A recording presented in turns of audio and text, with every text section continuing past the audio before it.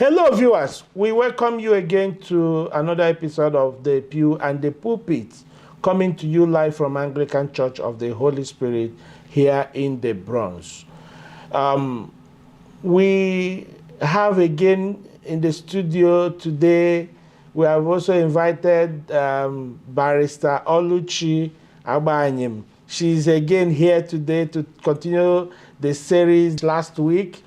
Barrister, how are you doing? I'm fine, thank you. Thank God for a good day. It's bright and sunny out there. It's summer. I know.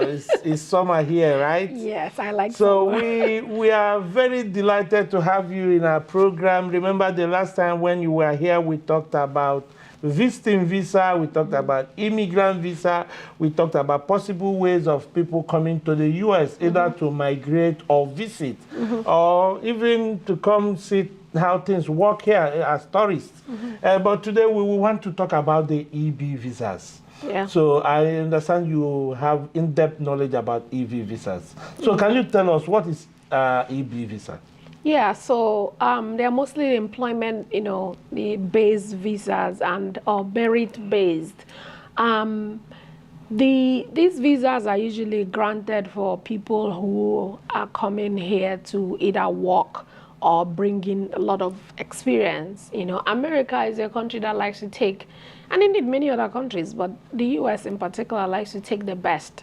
And so these categories of visas, especially the EB1, 2, 1, 3, let's start from the one, actually, he wants to take the scholars, the researchers, people who are advanced in knowledge in particular fields, like you have a PhD in a particular area and you've done extensive research and you have a lot of knowledge, you've worked there or in a field for over 10 years, 15 years, and you're saying, oh, okay, so I have this, knowledge to bring to the US, and so, you can apply for that.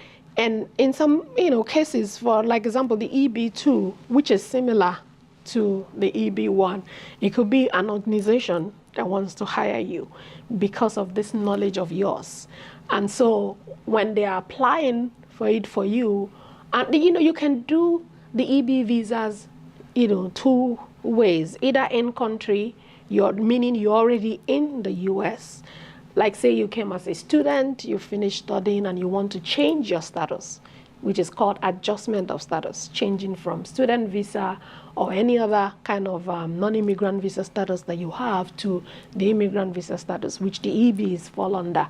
So that is called change of status. But if you are outside, the consular, you have to go to the consular in that particular country, in which case it takes longer. So you can do it from either way. If you're outside, fine, you're applying there, but if you're here already, you're saying, okay, I'm here now, I've finished what I'm doing, but I want to change to this. So if an organization is saying, oh, we want to hire this person on that, like say EB2, they have to prove certain things like that, oh, we've advertised for this position and there is no other person in the US who has this experience or knowledge to do this job, and that is why we want to take this fellow, because this individual has that qualification and experience and is the best for this job. So they have to prove that. They have to go through that process with labor and all that. And because of that, some organizations are usually not interested in doing that. And that brings me to a special kind of classification of the EB2, which is called the National Interest Waiver. It's kind of like, I like to call it like a subset of that. Is different in that it deals with, you're telling the US government that, hey, I understand that I need to have a job. My job is going to apply for me, but I don't even need one because I have so much experience. I'm knowledgeable in this field. I have the educational qualification. I have the work experience. I have research to prove it. I have invented this that has helped in this and that. So if you don't bother about the job part that I don't have, that's why it's a waiver.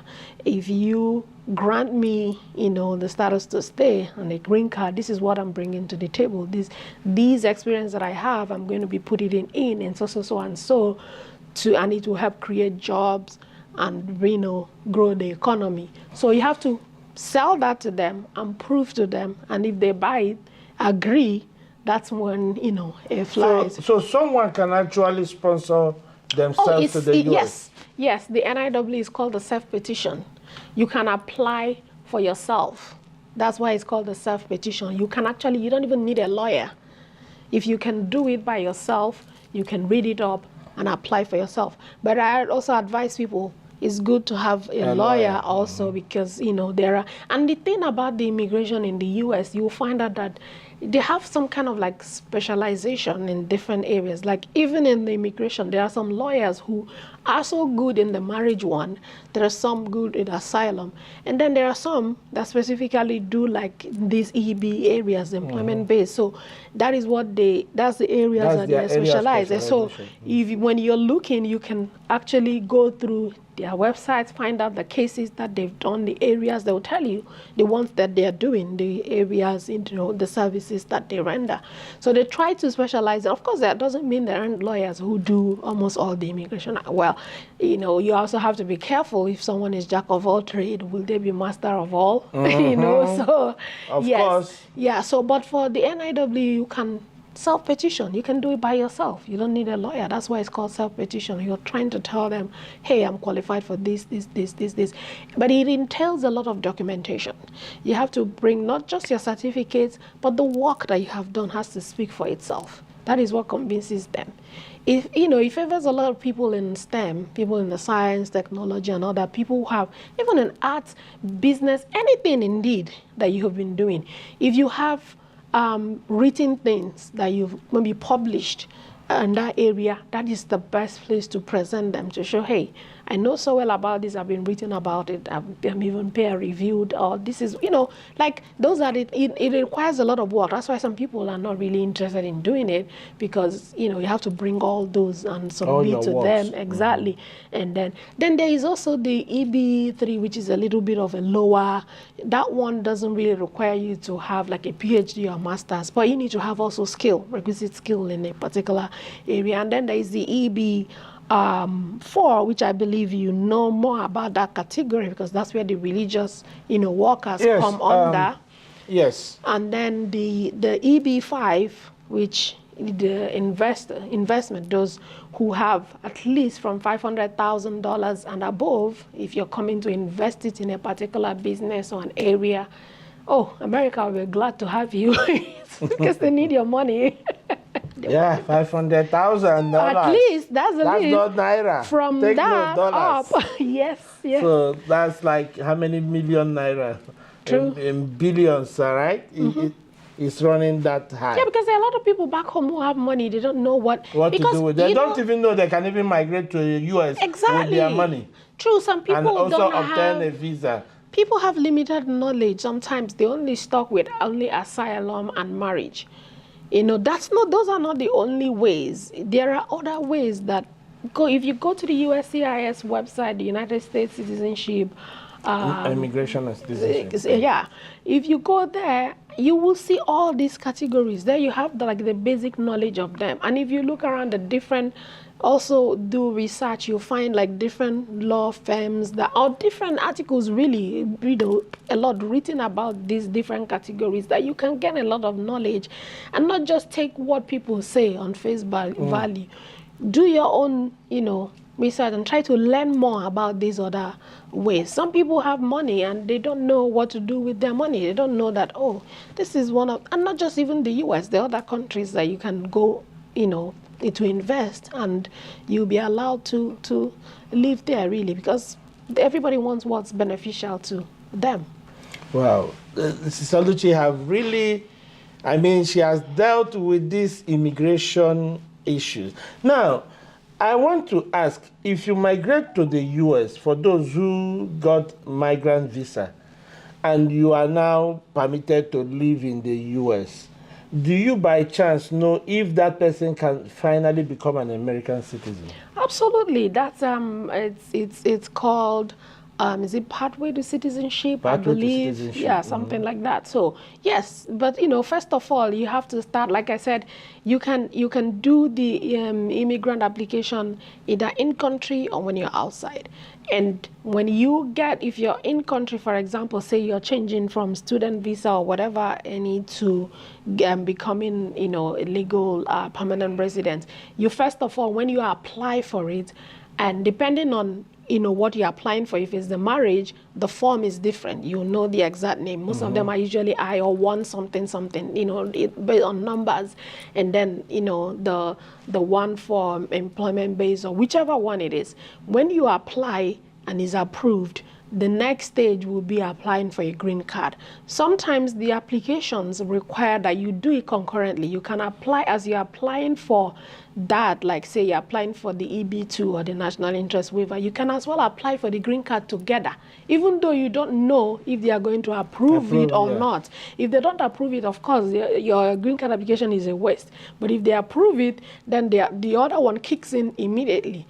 Or you could just choose to one at a time, apply for that, and if it's approved, then you can now apply for your green card. All this whole process, like I said, is called the adjustment of status. You're changing, you know. So when you apply for your green card and it's granted to you, then you know you can now stay. Now, depending on which one, if you're granted a green card based on from family based, I believe it's 3 years. After 3 years, you can apply for citizenship. If it's under the employment based or the EBs, I also think it's 5 years. I believe it's 5 years. It's 5 years. Yes. After that 5 years of having been a permanent resident or the green card, whichever you choose to call it, then you can now apply for your citizenship. Definitely. Unless you don't want to, you can also choose to remain a permanent resident. That's fine. Some people choose to. Yo, you mustn't be a U.S. citizen. Exactly. No, you but mustn't if you be a want U.S. to, citizen.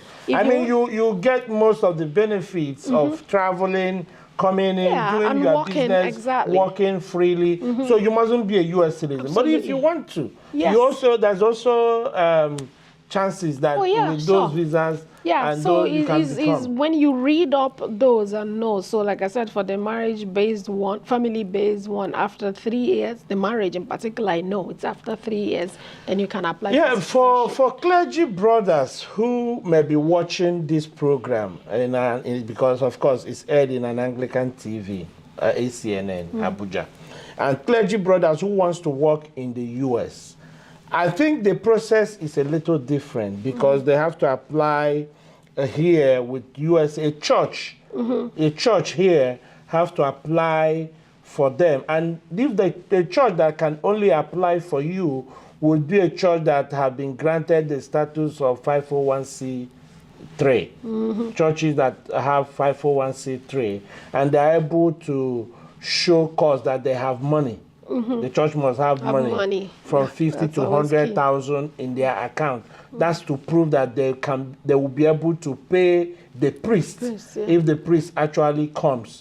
So the church will have to prove that it's a lively church and that it's a working church, that it has members.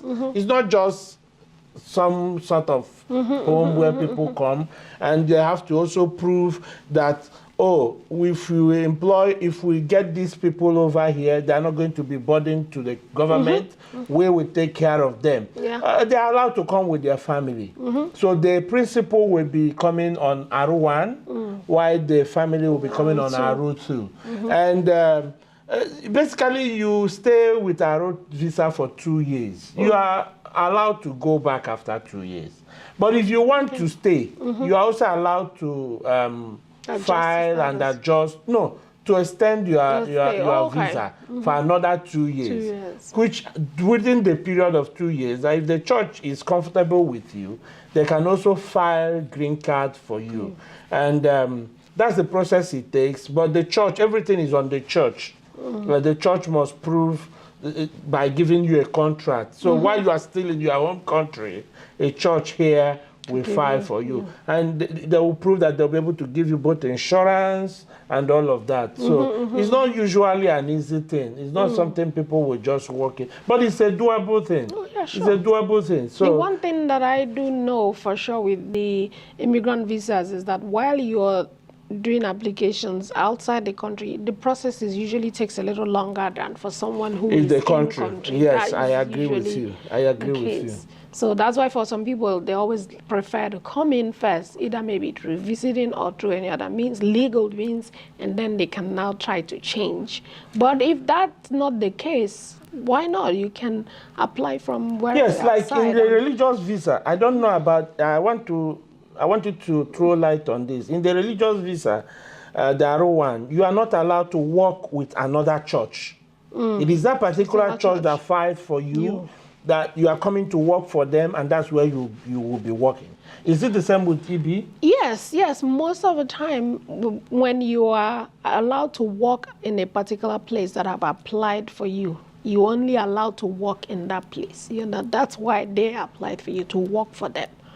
Yes, that's how usually it is. But for the national interest waiver, for example, it's different because no organization is specifically applying for you. You're just telling, yes, so you can work anywhere.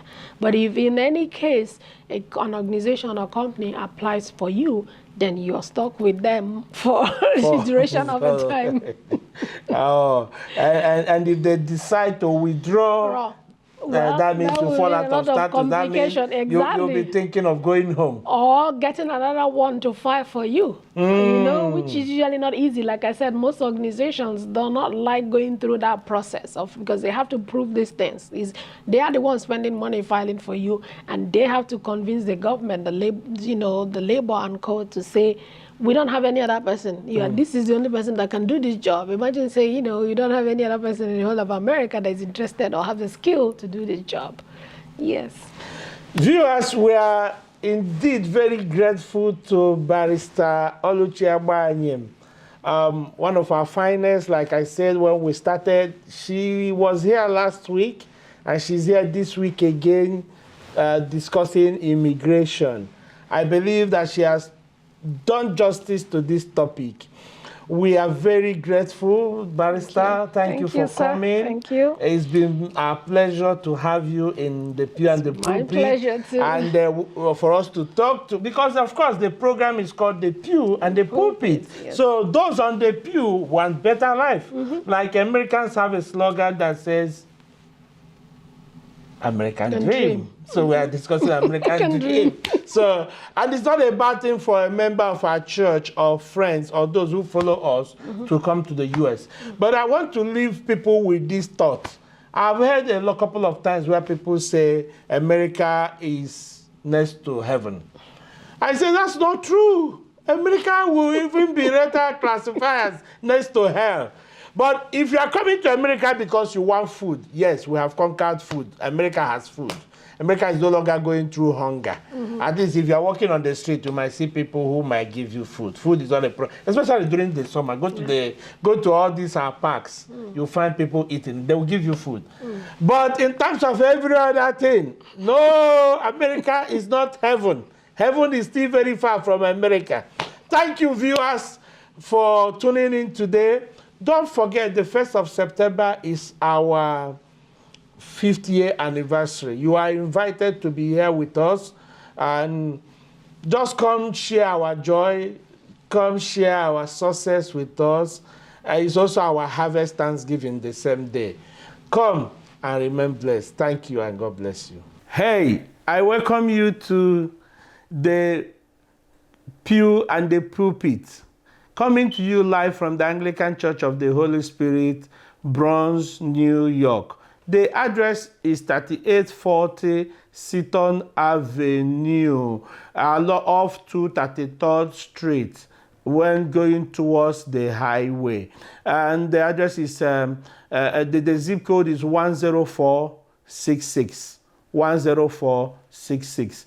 Our email address is Anglican Church of the Holy Spirit at yahoo.com. Email us at Anglican Church of the Holy Spirit at yahoo.com.